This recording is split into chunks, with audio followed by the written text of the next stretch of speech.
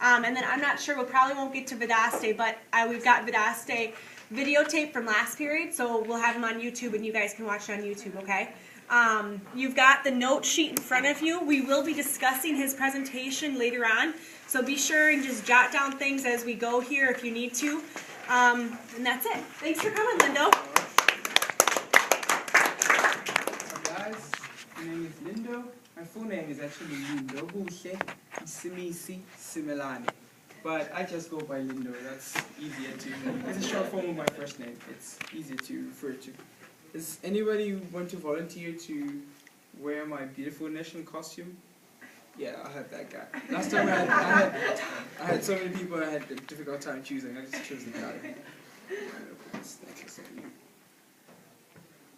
This one is called Lindo. It's a Swazi necklace, and then this right here is called Lihia. Okay, I'm gonna have to remember it. It's very hard to put it on someone else because I need to picture it. Okay, you wanna raise up your, yeah, there we go. I'm gonna go under a bit.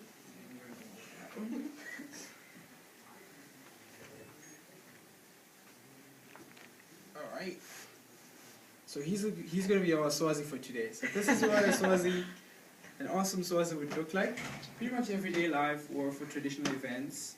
And does it feel comfortable or uncomfortable? Yeah, okay. I'm gonna try and tighten that. Alright, you can sit down. Perfect. Alright, so the Kingdom of Swaziland. Swaziland is a very unique country in Africa because we are one of the few countries that does not have a president as the head of state, but we have a king. Hence the name, the Kingdom of Swaziland. Swaziland is located in the southern part of Africa. We are a very, very tiny country. As you can see in the notes, we have about 6,704 square meters, which is, Iowa is probably way, way bigger than that. But as you can see, it's a very tiny country. We have a capital city there. It's called Mbabane. And we have two capital cities. One is Mbabane, which is the administrative one, and then we have a legislative and sort of traditional one, which is called Babamba. And then, okay, this right here is one of the most important images that you will find in Swaziland. It is used to represent the government. This is the king of Swaziland. His name is King Mswati III. I think I have his name somewhere down there. Yeah, King Mswati III. And like I said, this is a kingdom, so he's a king because his father was a king. So when his father passed away, he passed on the kingship to him. And he's basically going to be king until a time when he's no longer able to perform the duties, whether he dies or he becomes sick, and then he's going to pass it on to his son. And the queen mother is his mother, so the mother to the king becomes the queen, and we have the lion that represents the king, and the she-elephant that represents the queen mother. This right here is just a crown that represents the kingship. And we have this word right here, it's called, it reads Sinaba. Can you say that? Sinaba. Sinaba. How do you make that click? Yeah, the click is it's very, very hard to teach to people, but it's kind of innate with us to just be able to say it. And this means we are a fortress. It's just a representation of the Swazi government. Yeah. Do you guys like your king? Like, is that somebody to be honest, he is a very respected man traditionally, and obviously as the head of state, we respect him and we give him that respect. But obviously the system of governance is not one that everyone agrees with. Most people obviously want, a democratic kind of way of doing things, so that we can vote, so that a guy like me can have a chance to be president one day. Because as it is, I have no chance whatsoever of being a president. So there's that, some people like it, some people don't. But as it is, it's probably going to be around for another couple of years. But I'm sure change is on the way. And then, this is one of the most important dates for Swaziland. We were a British colony, so we were colonized by the Brits, which is probably why I'm speaking English right now. Otherwise, I wouldn't be able to. We have the king right here. This is King Sobhuza II. So he's the father to the current king. And he is the one who negotiated independence, and here he is making best independence speech for the new country Swaziland, and that was in 1968, and that was the same year that our new flag was adopted. And the new flag, which you saw in the first slide, it has the blue, which represents, let me read that so I get it right here. The blue is the peace and stability. We have the yellow, which represents the resources of the country. Red, that represents all the blood of the people who fought for our independence. And then we have this beautiful shield in the middle, which has colors black and white. The shield itself represents protection against our enemies, and the colors black and white will represent black and white people living together in peace. So it's a pretty peaceful kind of integrated society where you find both black and white Swazis living together in harmony. And the next thing that I was going to show you is, so we Swazi people are very celebratory. We like to celebrate things. We like to sing, we like to dance, we like to do things fun. You know, we like to take life easy. And I mean, being a small country like that, it's probably the least we can do, really. This is one of our biggest celebrations. It's called the Reed Dance, because obviously the Reed is an important part of this festival, because we have to, we have young girls coming together from all the parts of the country.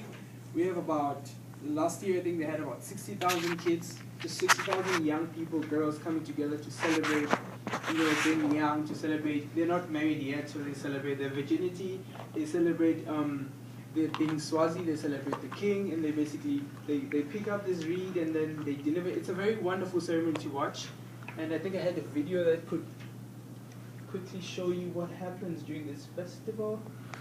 Let's see. There you go.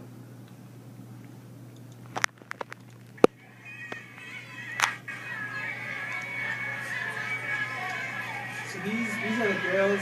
They are dancing, they are singing their made-up songs, their make-up songs for themselves to represent how they're feeling at the time. It's about celebration. It's about knowing each other. It's about making friends. And what they are wearing is the traditional regalia. Obviously, because they're young and they're unmarried, there's sort of an acceptance of, you know, being what they wear. You see, will probably show off a bare breast, and it's not, most of us don't really agree with it because, you know, of concerns about, you know, respecting the body and respecting people's rights. But traditionally, this is accepted. Traditionally, this is a celebration. Traditionally, this is saying, I'm not ashamed of anything because I'm young and I'm wonderfully made. And it's an extremely joyful day, extremely joyful festival. It takes a whole week, and most people really, really enjoy it. And it's a fun thing to watch.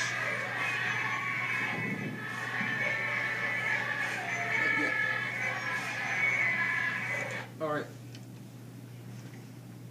I wish I could show you the whole thing, but it's pretty much it. They just dance, dance, dance. All right, and then we also have something we call Ingwala. The clicks unfortunately are there in pretty much everything we say. So this is Ingwala, which is the national prayer, and we as Swazis are farmers. We farm a lot. We do a lot of corn. We call it maize, but corn as you call it.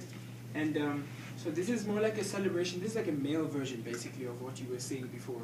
So the other one was more like females and mothers and girls. This is more like males and boys. This is where we celebrate the harvest. We thank the gods for the rains. We thank the gods for providing us with food throughout the year. And this is basically the time where we are going to chill back and start enjoying the fruits of our labor, because we've been working hard the whole year, farming and making sure that the crops are up to standard. And now it's time to celebrate before we eat. And as you can see, the men will be wonderfully dressed in their, you know, national regalia. It's also the same thing. They sing a lot, they dance a lot, and they eat lots of meat. It's basically coming together and celebrating, you know, human life, celebrating each other and celebrating being Swazi, which is basically what describes life in Swazi. It's about celebration, about taking it easy, not worrying too much about, you know, all the sorts of things that other people worry about. Sounds like a great country to be a part of. Yeah. Yeah. And then culturally, we have food. Food, which is an important part, because in every festival there's obviously going to be special foods that we're going to eat there. And this right here, you see, is corn, which is, I was asked the question, what's my favorite thing in Swaziland? That is it right there. And It's corn that we roast on coal. How do I say that? It's coals, right? So it's an open fire, and then you just roast them on a fire, and you slightly burn them so that they turn brown and they're nice. And this is before they go dry, so it's a pretty interesting thing. And we have sweet potatoes too, which is interesting because I heard that they're becoming quite popular over here. We fortunately don't put any sugar or any butter in them. We just so we have them differently cooked. Sometimes we roast them just like the corn, and sometimes we boil them, but no sugar or whatever. And we have bins, lots of bins, and so most of the food basically that people will be eating will be food that they're growing in their backyards, that they're growing in their gardens. So we do lots of gardening, and as you can see, corn. I was gonna, do you put salt and butter on your corn? no salt, no butter, just the way it is. I like us, but it's not really. Just the way it is. And this is what a Swazi traditional home would look like. We don't have too many of these anymore, obviously because of change of weather, they becomes cold. But they were very great for everything. In the winter, they were very warm, and there's certain ways of making them nice and cool in the summer. And it's a very mountainous country too, much like Rwanda, as if the other people have heard, not you. And very green, and this is a more modern type of Swazi house. And this is what a Swazi family would look like. So a good friend whose name I forgot to ask. What's your name? What's his name? Carter. Carter, obviously. So Carter would be somewhere in between there, just as a beautiful Swazi as he is. And so this is what a family would look like. This is what the mother would wear. That's the father right there, and those are the kids. Oh no, it's okay. It's fine. You can just wrap it around you. And yeah. Then we're going to watch a video later on just to talk about Swazi life. And then the great outdoors, if you're a great outdoor person, which I imagine all of you are, Swaziland is a great place to visit. We have all sorts of scenery, we have our mountains, we have vegetation, we have wildlife, and lots of water sports.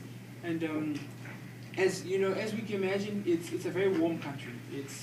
So our coldest in the winter would be 10 degrees Celsius. I don't know what that is in Fahrenheit. Would it be 22 degrees Fahrenheit? No. Oh no. No. It's like 50s. Yeah. 50s. I guess around that. That's the coldest it gets. That's the coldest it gets ever. So you can imagine it's a very warm place. So obviously we do lots of things in the outdoors. If you like hiking, it's a perfect place to do it. We have wildlife. I know other people were like, "Oh my God!" But it's better than the zoo because you're protected. But you never know when they attack. But it's a great place to come and see wild animals in the natural habitat, without any enclosures and everything. And it's generally a beautiful place. And as I said, the weather is fine. In the winter is dry and cold. Well, dry and that cold. And in the summer it's very warm and wet. And not as humid as over here, which is why when I came here the first time I was like, oh my god, I can't sleep. There's so much humidity. I think that's the difference, one of the differences that I noted. And now we can just watch this video very quickly.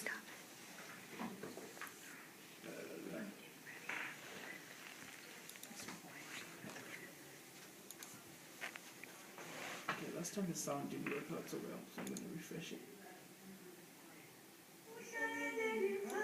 Swaziland. Fascinating culture. There's a lot to see.